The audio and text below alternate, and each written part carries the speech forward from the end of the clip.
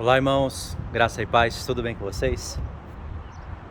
Eu quero gravar aqui 3 vídeos para a gente voltar a meditar sobre o assunto do episcopado, do presbitério, só que eu vou acrescentar coisas aqui para os irmãos. Tá aqui, ó, o meu mapinha. Então é o seguinte, nós vamos fazer em 3 vídeos. Vão ser vídeos curtos, mas eu preciso fazer em 3 vídeos. Eu vou começar e terminar cada vídeo. No primeiro vídeo nós vamos falar sobre a desobediência da doutrina de Paulo, que é a doutrina de Cristo.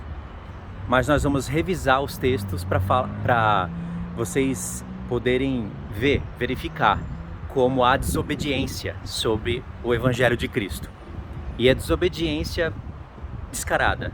Não precisa ser um mestre, não precisa ser um teólogo para ver essas coisas que eu vou mostrar para vocês. No segundo vídeo nós vamos falar sobre como estabelecer presbítero na prática. E isso daqui é o mais difícil de falar, porque eu estou falando de fazer o que a gente está aprendendo na prática. E aí olha para tantas religiões, para tantas denominações, para tantos pastores insubmissos, e até aqueles que vão querer obedecer, mas como é que vai fazer? Como que vai iniciar? Como que eu vou fazer isso? Sendo que eu não estou congregando e nem vou procurar uma congregação aqui. Não vou porque vão me jogar para fora. Na primeira semana, talvez no primeiro dia, vão me jogar para fora. E aí vocês vão aprender sobre isso, como estabelecer na prática.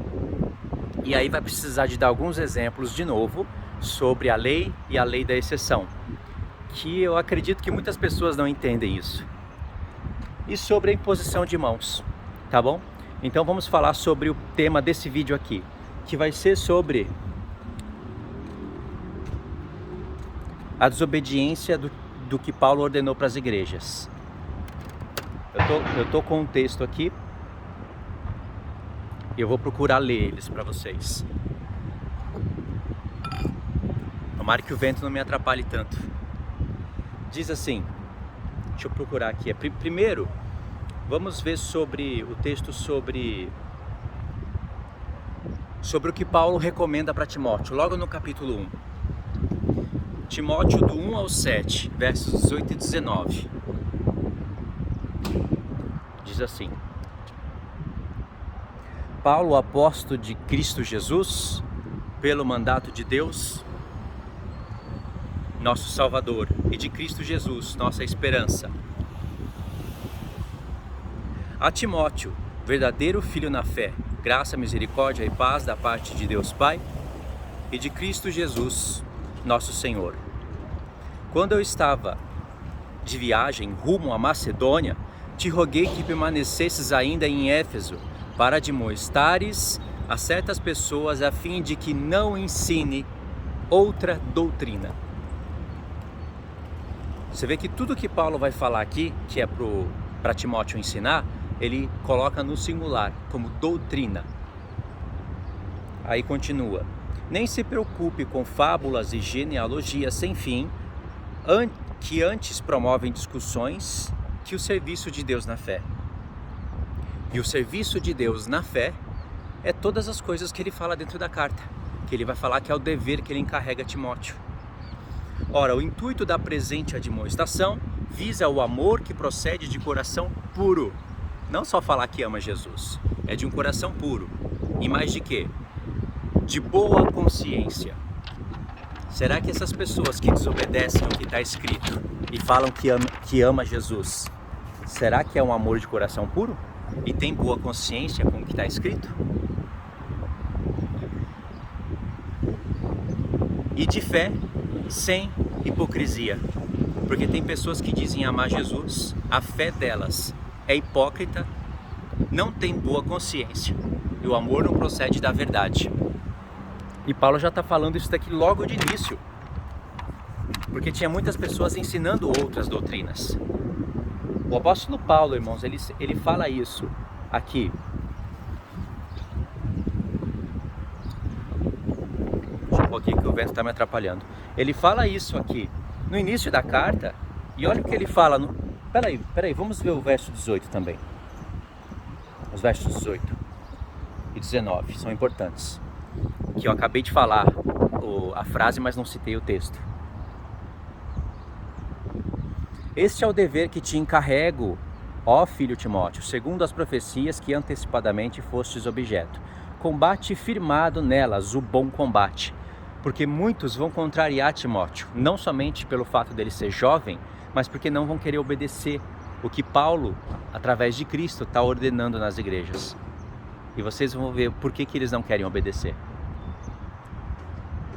Aí Paulo fala, combate um bom combate, porque vai ter que ter combate. A briga sobre como estabelecer o presbitério e restaurar aqueles 5 dons vai ser uma boa briga.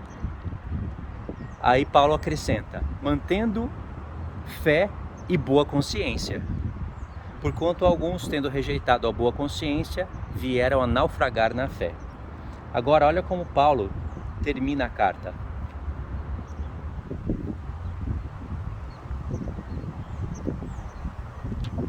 É 1 Timóteo 6.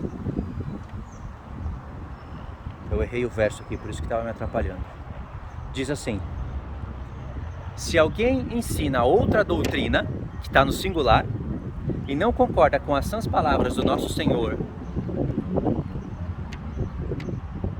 Jesus Cristo e com o ensino segundo a piedade, é enfatuado, nada entende, mas tem mania por questões e contendas de palavras de que nasce inveja, provocação, difamações, suspeita malignas, altercações sem fim, por homens cuja mente é pervertida e privado da verdade, supondo que a piedade de fonte é lucro. Olha que interessante, só nesses textos aqui, Paulo escreve a carta falando para Timóteo que ele tinha um dever, que Paulo encarregava a ele. Porque se Paulo não encarregasse Timóteo desse dever e a carta provando que Timóteo poderia fazer essas coisas, Timóteo jamais poderia impor as mãos, escolher quem vai ser presbítero, organizar a igreja. Timóteo era jovem, mas sobre a supervisão do episcopo, que é Paulo, e com a prova da carta, e com os sinais e prodígios do Espírito e tudo aquilo que tinha, Timóteo poderia efetuar essa tarefa. Só que ia ter um combate, a briga ia ser boa, porque se fosse o próprio apóstolo Paulo em pessoa, já tinha briga. Olha lá para os Gálatas, olha para os Coríntios. Imagine então Timóteo. Então o dever de Timóteo era grande. Dá para entender o porquê do desânimo dele, registrado na segunda carta.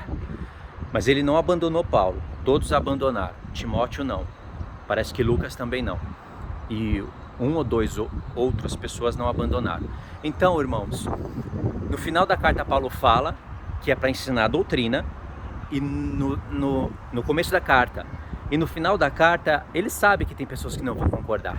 E ele fala, se alguém não concorda com essa doutrina, é enfatuado, não sabe nada, tem aquela fé com hipocrisia, é um amor que não é de coração puro e não provém de boa consciência. E aí Paulo fala que essas pessoas vão de mal a pior. Compreendeu o início e o fim da carta? Entre o início e o fim da carta, você vai ver Paulo falando quem pode ensinar na igreja e quem não pode. No capítulo 2 ele falou que as mulheres não podem ensinar. E no capítulo 2 ele resolveu esse caso, provou pelo livro da lei. No capítulo 3 então, ele vai falar quem é que pode ensinar e como que se estabelece episcopos. Tem que ter todas aquelas credenciais que nós falamos em vários vídeos. Então, isso, através dessa mensagem, você vê claramente a desobediência do Evangelho de Cristo, não é? E aí, em 1 Timóteo 1,15, você vai ver que Paulo fala que essa doutrina é uma palavra fiel e verdadeira. Em 1 Timóteo 4, do 9 ao 16, ele vai falar de novo que essa doutrina é uma palavra fiel e verdadeira, digna, é uma palavra digna de aceitação.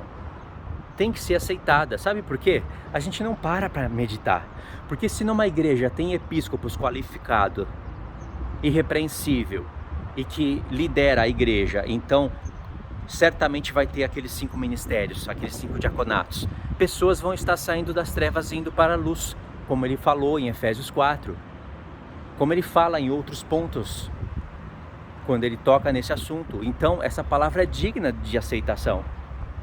Aí quando chega, vamos ver aqui mais um ponto, em 1 Timóteo 4, Isso também é um texto-chave para nós. 1 Timóteo 4, do 9 ao 16, diz assim: fiel é esta palavra e digna de inteira aceitação. Que palavra? Não é só o que ele vai falar para frente, é tudo que ele falou para trás também. Ora, é para esse fim que labutamos e nos esforçamos sobremodo, porquanto temos posto a nossa esperança em Deus, no Deus vivo, Salvador de todos os homens.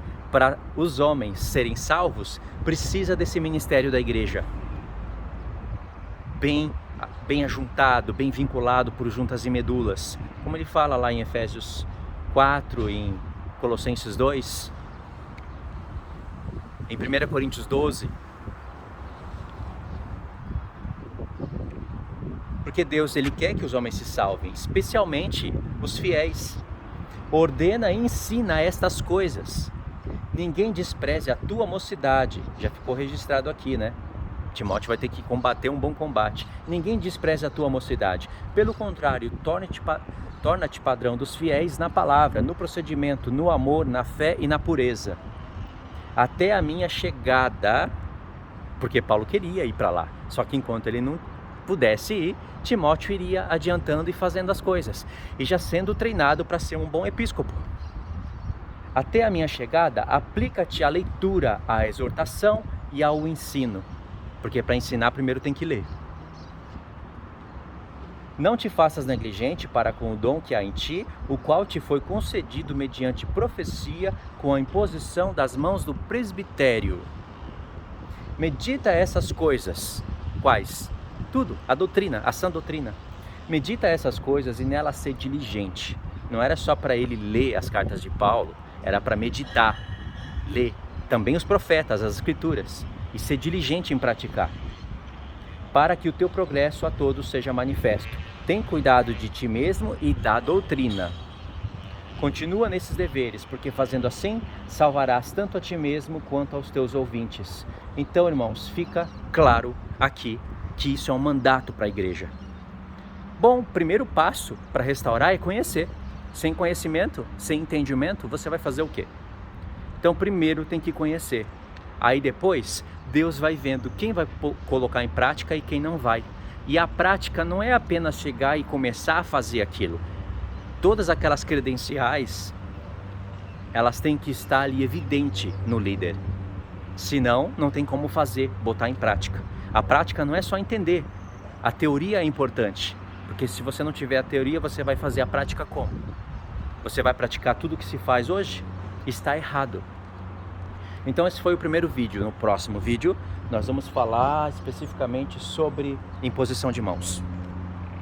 Não, vamos falar sobre como estabelecer presbítero na prática. Primeiro isso. É um assunto puxa o outro, tá bom? Então é isso, irmãos. Muito obrigado. Deus abençoe. Fiquem todos na paz.